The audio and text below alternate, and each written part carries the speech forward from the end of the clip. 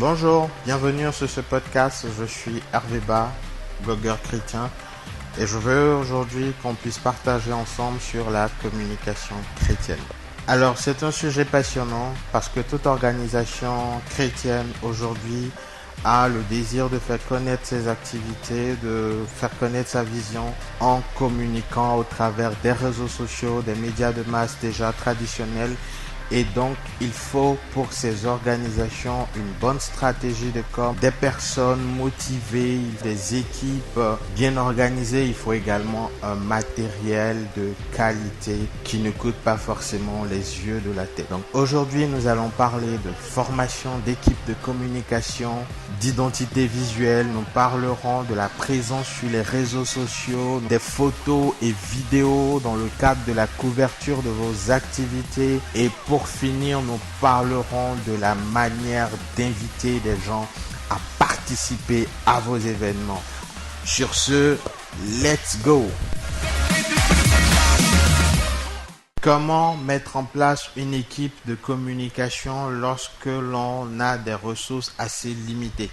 L'idéal pour chacun serait d'avoir dans son équipe des personnes qui ont un background académique qui leur permet de remplir la fonction ou dont l'exercice de leur activité professionnelle les met tout le temps en contact avec la communication. Donc, des personnes qui exercent dans le domaine de la publicité, des community managers, des communicateurs, bref, toute la panoplie qui nous apporterait une visibilité beaucoup plus professionnelle. Mais ce n'est pas toujours évident de mettre la main sur ce genre de ressources.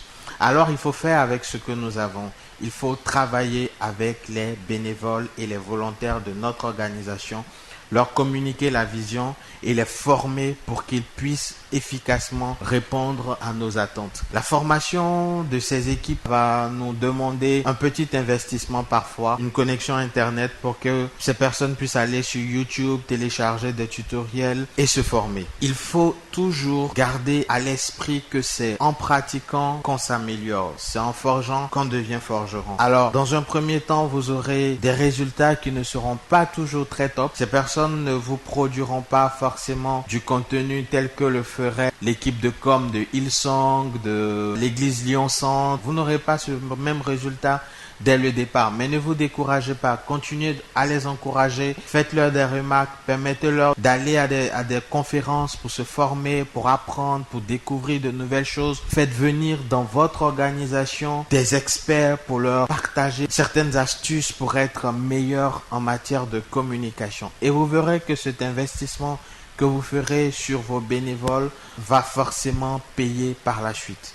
Alors après la mise en place de votre équipe de communication, il faut penser à une identité visuelle. Cette identité se matérialisera au travers de votre logo, les polices de caractère que vous voulez utiliser, vos couleurs. Voilà, ce sont des éléments qui ne devront pas varier d'un contenu à un autre. Il faut rester vraiment dans une certaine constance pour que votre cible s'habitue à vous et que systématiquement en voyant une affiche, en voyant une production, on associe directement les couleurs, l'agencement à votre organisation. La mise en place d'une charte graphique, d'une identité visuelle peut demander un investissement dans un premier temps, voire un professionnel qui va vous déclinez votre vision, votre logo, ainsi de suite. Ou encore, vous pourrez faire avec ce que vous avez à disposition. Choisissez vous-même vos couleurs pour commencer avec votre équipe de bénévoles et puis progressivement asseoir cette identité qui fera de vous une organisation unique en matière de visuel. Le troisième point que je veux aborder, c'est la présence sur les réseaux sociaux avec du contenu pertinent et percutant.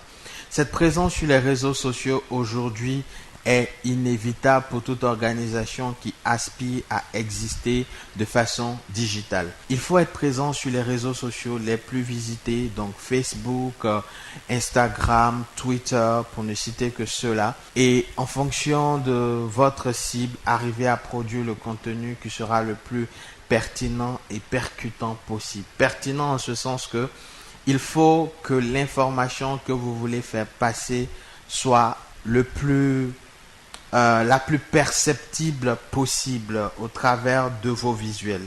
Il faut que ce soit percutant parce que aujourd'hui nous sommes à la recherche de sensations sur les réseaux sociaux. Lorsque nous voyons une image, ce qui nous emmène à nous arrêter parfois c'est le caractère intriguant de la chose.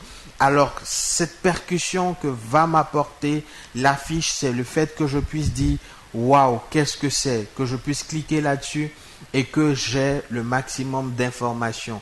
Qui organise l'événement? Quelle est la cible? Où est-ce que cela se déroule?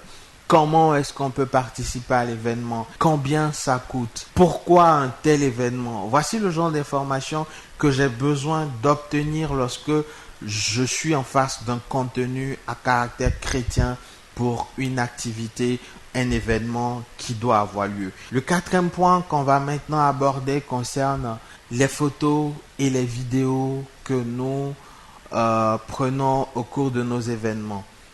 Prenons toujours la peine. Lorsqu'il ne s'agit pas uniquement de nos membres et qu'il y a des personnes extérieures, prenons la peine de leur demander, soit lorsqu'elles s'enregistrent, de leur demander la permission, l'autorisation de publier leurs images pour faire le compte-rendu de nos activités. Il est important d'avoir leur permission avant de le faire. Si on n'a pas eu l'occasion de faire remplir un formulaire en amont, si une prise est trop belle et que le photographe se dit il faut absolument que cette photo figure sur la page de notre organisation, on peut toujours approcher la personne et lui dire waouh, cette photo elle est super belle, nous aimerions bien la publier sur notre page. Est-ce que vous êtes OK pour ça? Si la personne nous donne son aval, voilà, on a maintenant le OK pour publier. Évitez au maximum de publier des photos de personnes dans des positions assez désobligeantes ou encore assez dégradantes sans leur autorisation. D'ailleurs, abstenez-vous tout simplement de publier ce genre de vidéos ou d'images. Le dernier point que je vais aborder, c'est la façon de communiquer par rapport à un événement. S'il vous plaît, ça suffit les j'y serai et toi, ou encore de place to be, ou encore si tu rates ça, tu as raté, bon bref, toute la panoplie, vous connaissez la chanson. S'il vous plaît, dites aux gens pourquoi est-ce qu'ils devraient venir à votre événement, à votre activité. Il faut prendre la peine de dire aux gens dans une description, nous sommes à la 4e édition de notre activité qui est à destination des jeunes. L'an dernier, ça a été vraiment une réussite parce que les jeunes se sont bien amusés, ils ont communié avec leurs frères, nous avions des chantres de qualité, voici les témoignages et tout. Tu peux venir participer à un tel événement, certainement que ça te fera du bien. Simplement, on dit pourquoi est-ce que la personne devrait être là. J'y serai, toi, c'est la façon la plus fainéante possible d'inviter quelqu'un à une activité. Et dernière chose, toujours par rapport aux invitations, un événement chrétien ne nous dispense pas de la courtoisie et des règles de bienséance. Lorsque vous voulez inviter quelqu'un, prenez la peine de dire bonjour, j'espère que tu vas bien. Je voudrais t'inviter à notre activité qui a pour cible les jeunes. Voici ce que nous avons vécu l'année dernière et je pense que ceci pourra vraiment t'intéresser.